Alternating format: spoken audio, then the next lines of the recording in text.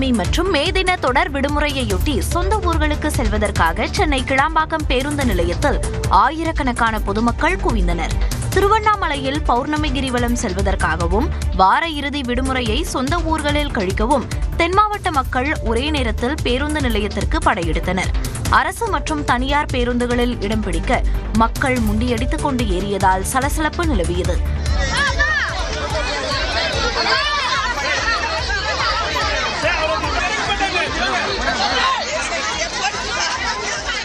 பேருந்து நிலையத்தின் வெளியேறும் வழியில் மக்கள் பேருந்தை மறித்து ஏறுவதால் போக்குவரத்து நெரிசல் ஏற்பட்டு பேருந்துகள் வெளியேறுவதில் சிக்கல் நீடித்தது. நிலைமையை கட்டுப்படுத்த காவல்துறையினரும் போக்குவரத்து ஊழியர்களும் தீவிர முயற்சி மேற்கொண்டனர்.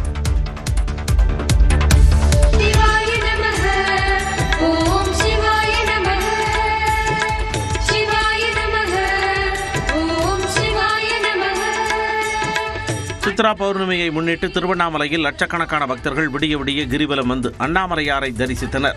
திருவண்ணாமலை அண்ணாமலையார் கோவிலில் சித்ரா பௌர்ணமி நேற்றிரவு தொடங்கி இன்று இரவு வரை நீடிக்கிறது. இதையொட்டி அண்டை மாநிலங்களில் இருந்து சுமார் 35 லட்சத்திற்கு மேற்பட்ட பக்தர்கள் வருகை தந்துள்ளனர். ஓம் நமச்சிவாய மந்திரம் முழங்க 14 கிலோமீட்டர் சுற்றளவு கொண்ட கிரிவல பாதையில் அஷ்டலிங்கங்களையும் தரிசித்து வருகின்றனர். சித்ரா பௌர்ணமியில கூட்டம் ரொம்ப அதிகமா இருக்கு. அப்புறம் கவர்மெண்ட் நல்ல பாதுகாப்பு கொடுத்திருக்காங்க. போலீஸ் அதிகமா இருக்காங்க. அதே மாதிரி ஃபெசிலிட்டிஸ் அதிகமா இருக்கு. பாத்ரூம் ஃபெசிலிட்டிஸ் ஓரளவுக்கு கிளீனா இருக்கு. கோவிலில் நீண்ட வரிசையில் காத்திருக்கும் பக்தர்களுக்கு கோவில் நிர்வாகம் சார்பில் தண்ணீர், மோர் மற்றும் தர்பூசணி வழங்கப்பட்டு வருகிறது. நேற்று பகலில் ராஜகோபுரம் மற்றும் அம்மணி அம்மன் கோபுரம் வழியாக பல மணி நேர காத்திருப்புக்கு பின் பக்தர்கள் சாமி தரிசனம் செய்தனர்.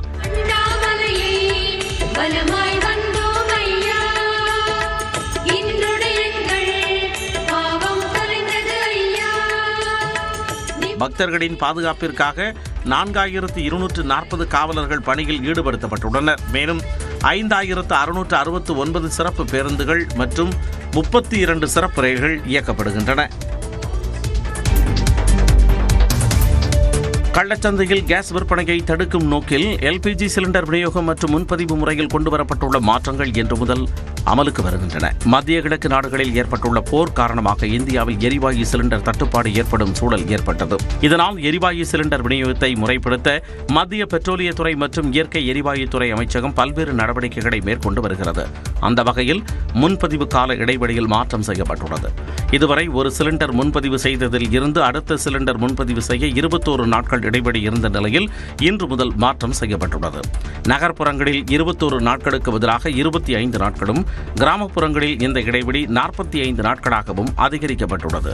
இதேபோல சிலிண்டர் விநியோகத்தின் பொழுது OTP சரிபார்ப்பு முறை 100% கட்டாயமாக்கப்பட்டுள்ளது.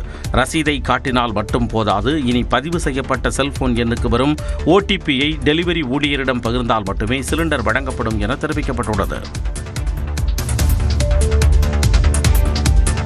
சென்னை அண்ணா அறிவாலயத்தில் அமைச்சர்கள் மற்றும் கட்சி நிர்வாகிகளை முதலமைச்சரும் திமுக தலைவருமான மு.க. ஸ்டாலின் சந்தித்து ஆலோசனை மேற்கொண்டார். இடைவிடாது தேர்தல் பரப்புரையில் ஈடுபட்டிருந்த முதலமைச்சர் மு.க. ஸ்டாலின் ஓய்வெடுப்பதற்காக கடந்த சனிக்கிழமை அன்று குடும்பத்துடன் கொடைக்கானல் சென்றிருந்தார்.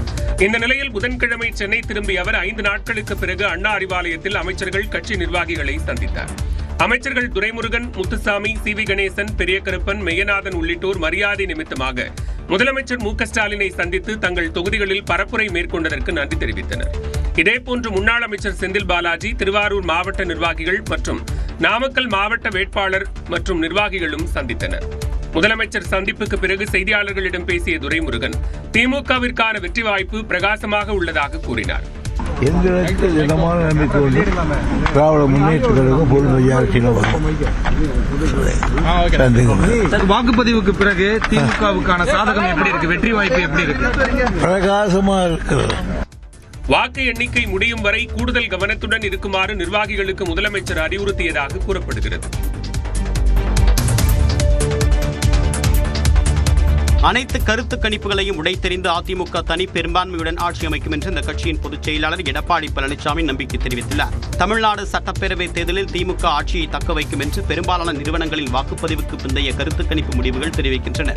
இது தொடர்பாக அறிக்கை வெளியிட்டுள்ள எடப்பாடி பழனிசாமி கருத்து கணிப்பு முடிவுகளை கண்டு யாரும் கலங்க தேவையில்லை என்று தெரிவித்துள்ளார். கருத்து கணிப்புகள் அப்படியே நடந்ததாக வரலாறு கிடையாது என்று குறிப்பிட்டுள்ள EPS எல்லா கருத்து கணிப்புகளையும் உடைத்தே அதிமுக இதுவரை ஆட்சி அமைத்திருப்பதாக கூறியுள்ளார். இந்த தேர்தலிலும் அத்தகைய வெற்றியை கண்டிப்பாக தொடரும் என்று நம்பிக்கை தெரிவித்திருக்கூடிய எடப்பாடி பழனிசாமி அதிமுக தனி பெரும்பான்மையுடன் ஆட்சி அமைக்கும் என்று உறுதிபட தெரிவித்துள்ளார்.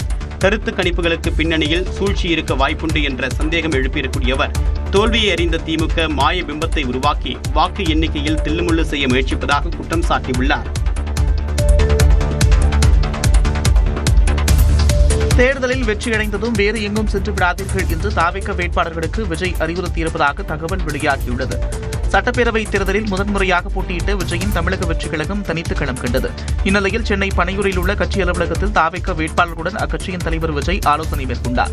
அப்போது தங்கள் தொகுதிகளுக்குட்பட்ட வாக்குச்சாவடி மையங்களுக்கான 17C படிவங்களை வேட்பாளர்கள் ஒப்படைத்தனர். பின்னர் 20 வேட்பாளர்களாக சந்தித்து பேசிய விஜய் சட்டமன்ற தேர்தலில் பணியாற்றிய அனுபவம் குறித்து கேட்டறிந்தார். மேலும் கள நிலவரம் குறித்தும் கேட்டறிந்ததாக கூறப்படுகிறது. வாக்கு எண்ணிக்கையின் போது முன்னெச்சரிக்கையுடன் பணியாற்றுவது குறித்து ஆலோசனைகளை வழங்கிய விஜய் எல்லோரும் நம்பிக்கையுடன் முடிவுகளை நோக்கி காத்திருக்குமாறு அறிவுறுத்தியுள்ளார். தேர்தலில் வெற்றியடைந்ததும் வேறு எங்கும் சென்று விடாதீர்கள் என்றும் முடிவுகள் வெளியானதும் பனையூரில் வேட்பாளர்களுக்காக காத்திருப்பேன் என்றும் விஜய் கூறியதாக தகவல்கள் தெரிவிக்கின்றன.